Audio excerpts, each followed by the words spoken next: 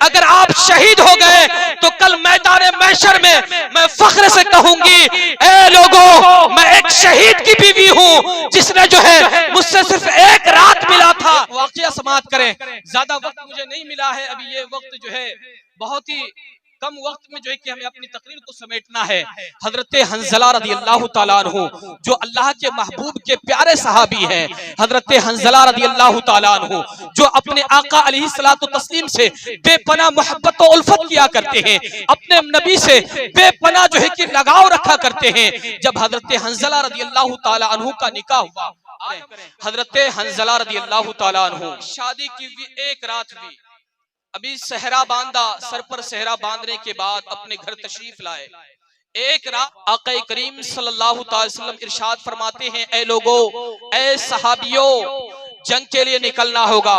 जैसे ही ये बात हजरत हंजला रदी अल्लाह ताला अन्हु के कानों तक पहुंची, ये बात जैसी भी हजरत हंजला रदी अल्लाह ताला अन्हु ने समाअत की तो उन्होंने ये सोचा कि नबी का फरमान है, आज हम अपने नबी के फरमान पर कितना अमल करते हैं, जरा सोचे, गौर करें, आज अपने फिक्र में इस बात को लाएं, अपने नबी की बताए हुए बात पर कितना अमल करते हैं।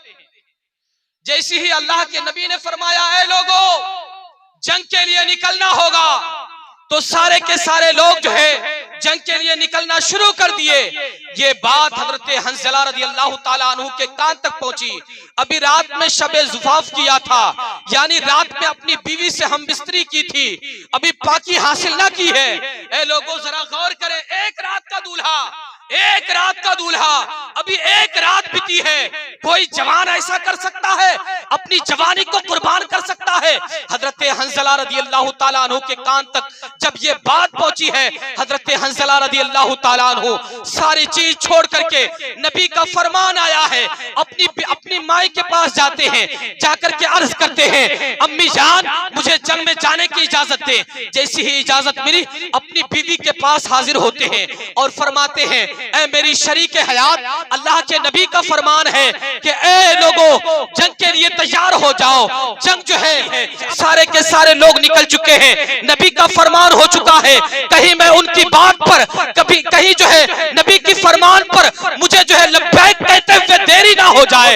ए लोगों, हजरत हंजला रदी अल्लाह ताला अन्हु अपनी बीवी से ये फरमाते हैं, ऐ मेरी शरीके हयात, तुझसे मिले सिर्फ एक रात गुजरी है, मैंने सिर्फ एक रात तुझसे हम बिस्तरी की है। ऐ मेरी शरीके हयात, तू मुझे इजाजत दे और मैं जंग के लिए निकल जाऊं। ऐ लोगों, फिर अपनी बीवी को तसल्ली दिलाते हैं, ऐ मेरी शरीके हयात, अगर वापस आ गया तो तुझे जो है लोग कहेंगे कि ये गाजी की बीवी है, अगर शहीद हो गया तो तुझे लोग कहेंगे ये शहीद की बीवी है।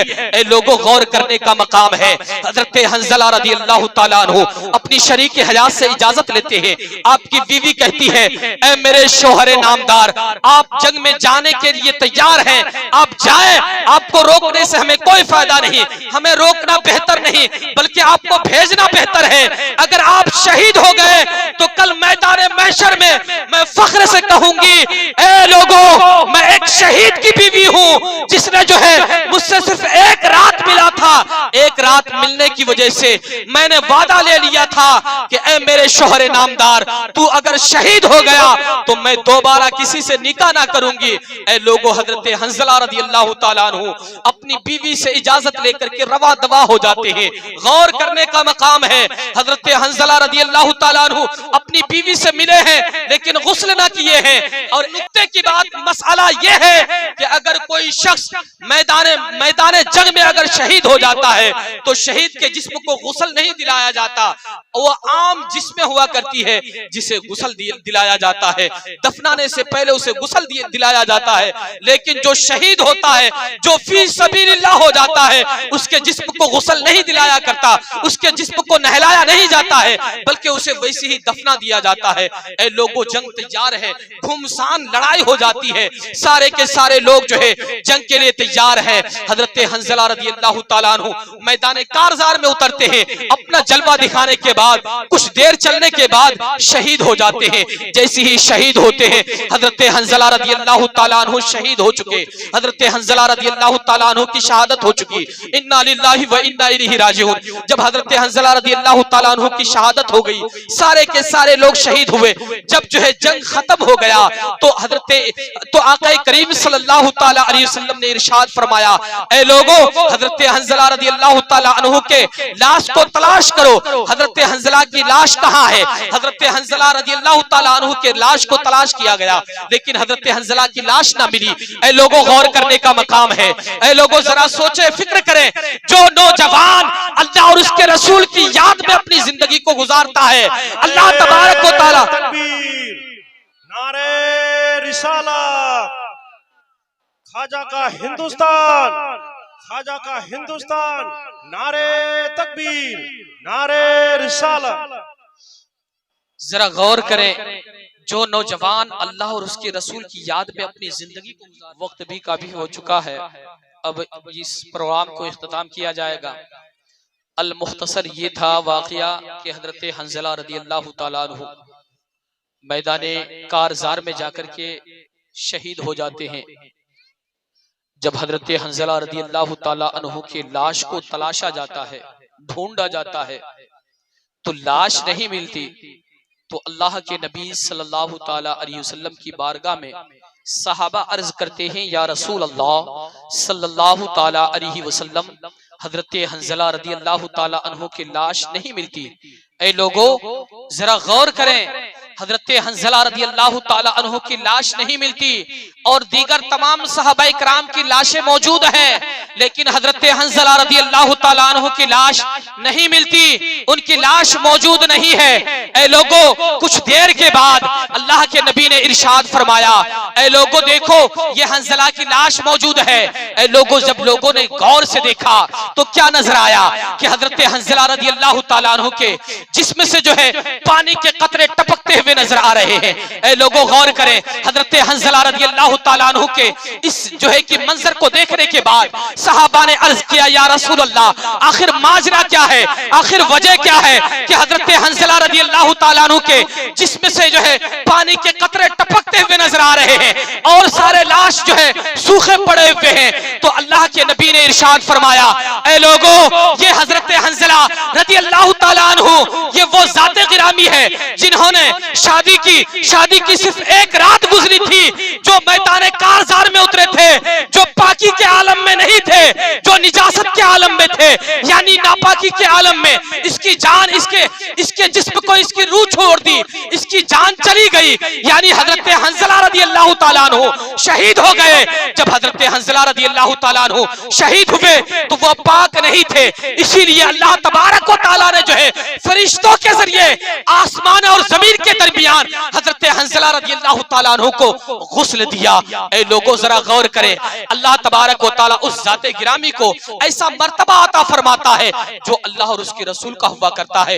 अल्लाह के नबी ने इरशाद फरमाया, हजरत हंजला रज़ी अल्लाह ताला अन्हु के जिस्म को अल्लाह के फरिश्ते, नूरानी मखलूक जो है आसमान और जमीन के दरमियान रखा गया। फिर जो है हंजला के जिस्म को जो है कि धोया गया।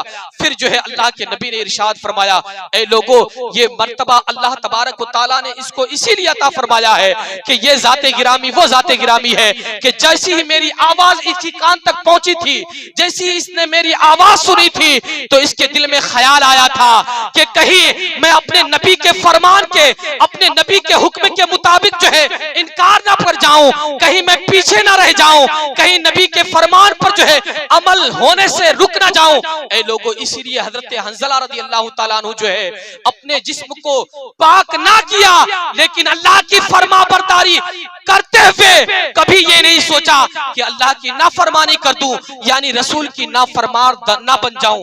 ऐ लोगों, हजरत हंजला रज़ी अल्लाह ताला अन्हु को अल्लाह तबारक व तआला ने लक़ब भी अता फरमाया, यानी गसलुल मलाइका, यानी मलाइकों के जरिए जो है जो गुस्ल किया गया है, जो गुस्ल दिलाया गया है, उसका मर्तबा आप देखें। हजरत हंजला रज़ी अल्लाह ताला अन्हु की बीवी का जो है दिल देखें, वो ऐसी खातून थी जिसके पास ईमान मजबूत सबूत था, ईमानी ताकत थी जो ये शानो कुदरत रखती थी कि मेरा शोहर इंतकाल हो जाएगा लेकिन मेरा शोहर ऐसा वैसा इंतकाल नहीं पाएगा, मेरे शोहर की मौत आएगी ऐसी वैसी मौत नहीं आएगी। अरे मेरा शोहर तो वो है जिसको अल्लाह के फरिश्ते गुस्ल देते हुए नजर आ रहे हैं। आज हमारे अंदर जो जवानी ताकत है, जो गरम गरम खून है, आज हमारे अंदर जो ताकत और कुव्वत पाई जाती है, सिर्फ अय्याशियों में हम अपनी ताकत को खत्म कर देते हैं। सिर्फ हम जो है आवारगी के तौर पर अपनी ताकत को खत्म कर देते हैं, अपने जिस्म को लुटा देते हैं। ए लोगों जरा गौर करें, कल मैदान महशर में पूछा जाएगा, ए मेरे बंदे तूने मेरी बारगाह में कई बार सजदा रेज़ हुआ, तूने कई बार आकर के मुझे सजदा किया। ए लोगों मामला तो यहाँ ये है कि हफ्ता में एक बार जुमा पढ़ने जाते हैं, वो भी जुमा पढ़ने जाते हैं तो पहले अपने जेब को टटोलते हैं कि कहीं 2 रुपया मेरे जेब में है तो नहीं कि मैं 2 रुपया निकाल करके मस्जिद में दे दूं। ए लोगों जरा गौर करें, फिर वही चीज अपने दोस्तों में रहते हैं तो हमें ख्याल आता है कि हमारे दोस्त को नाश्ता कराना होगा, अगर नाश्ता नहीं कराए तो मेरा दोस्त मुझसे रूठ जाएगा, मेरा दोस्त मुझसे नाराज हो जाएगा। ए लोगों इसीलिए तो किसी शायर ने कहा था, खुला है दफ्तरे इसियां गजब पे हक ताला है, खुदा और उम्मती के दरमिया एक कमली वाला है। हमारे नामाए आमाल का हर गोशा काला काला है, भरोसा है कि कोई शिफात करने वाला है, भरोसा है कि कोई शिफात करने वाला है। वक्त इजाजत नहीं दे रहा है, बयान करने को तो बहुत सारी बातें हैं। मैं ये ख्वाहिश रखता हूं कि शायद कभी जो है अल्लाह तबारक व तआला मुझे ऐसा मौका अता फरमा दे कि किसी जुमा जो है मैं आप हजरात के सामने गुफ्तगू के लिए खड़ा हो पाऊं, लेकिन मुझे जो है वक्त इजाजत नहीं दे पाती कि मैं आपके दयारे मोहब्बत में आकर के 2-4 बातें किया करूं।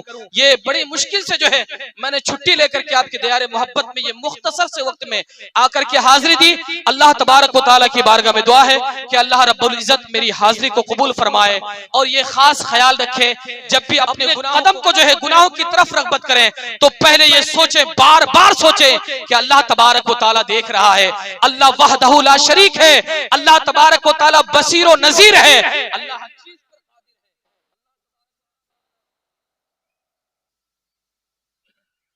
अल्लाह तबारक व तआला हर चीज पर कादिर है। हम सोचते हैं हम अकेले में रहेंगे, हम तने तनहा हैं, हम कमरे के अंदर हैं, दरवाजा बंद है, कुंडी लगी हुई है, हम गुनाह कर रहे हैं।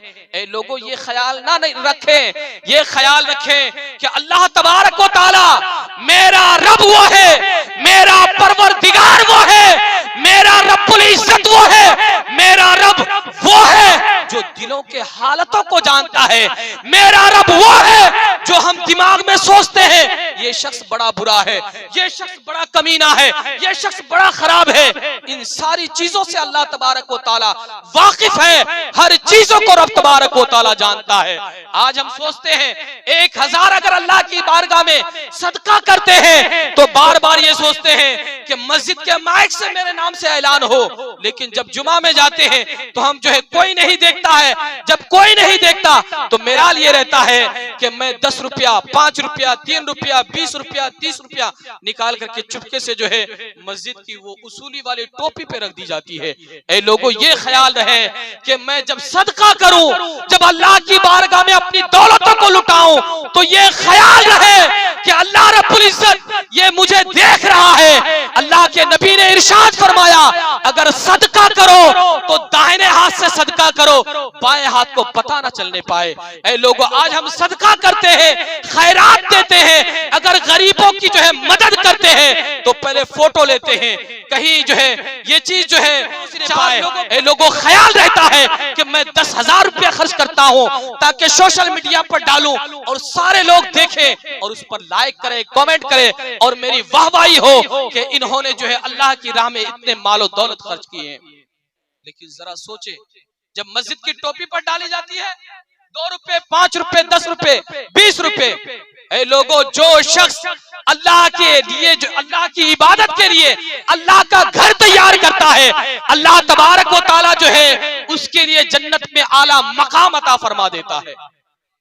हम और आपने जो है ये चाहा नहीं कि 2 रुपया खर्च करके मैं मस्जिद में दे दूं और ये 2 रुपये जो है मुझे कल कयामत के दिन मिले, कल मैदान महशर में मिले। ऐ लोगों, वो मैदान महशर जब नफ्सी नफ्सी का आलम होगा, ना बाप बेटे का होगा, ना माँ बेटी की होगी, ना भाई भाई का होगा, ना दोस्तों अहबाब काम आएंगे। ऐ लोगों, कोई काम आने वाला नहीं है। अगर काम आने वाला है तो वही 2 रुपये है जो मैंने सदका किया था, जो मैंने जो है मस्जिद बनाने के लिए जो है अल्लाह की राह में 2 रुपये खर्च किए थे। ऐ लोगों, झूठ बोलते हैं अपनी औलाद को कामयाब करने के लिए, झूठ बोलते हैं अपनी औलाद की रोजी रोटी पूरी करने के लिए, हम झूठ बोलते हैं इस पेट के खातिर, हम दगाबाजी करते हैं इस पेट के खातिर, इस जिस्म के खातिर जो जिस्म हमें हमारी साथ नहीं देती। ये जिस्म वही जिस्म है, ये वही नाजुक सा जिस्म है। अगर पैर में तकलीफ हो पूरा जिस्म परेशान रहता है। अगर आज कोई एक मुसलमान भाई परेशान हो तो हमारा ख्याल नहीं आता। अल्लाह के नबी ने इरशाद फरमाया, अल मुस्लिमु अखल मुस्लिम, हर मुसलमान आपस में भाई भाई है। यानी एक मुसलमान, यानी मुसलमान सारे हैं, सारे मुसलमान की जान एक है। जिस तरीके से पूरे जिस्म में से अगर पैर के छोटी वाली उंगली के एक छोटे से हिस्से में अगर दर्द हो तो पूरा जिस्म परेशान रहता है। ख्याल ये नहीं आता कि पैर की छोटी वाली उंगली में दर्द हो रहा है, वो जाने।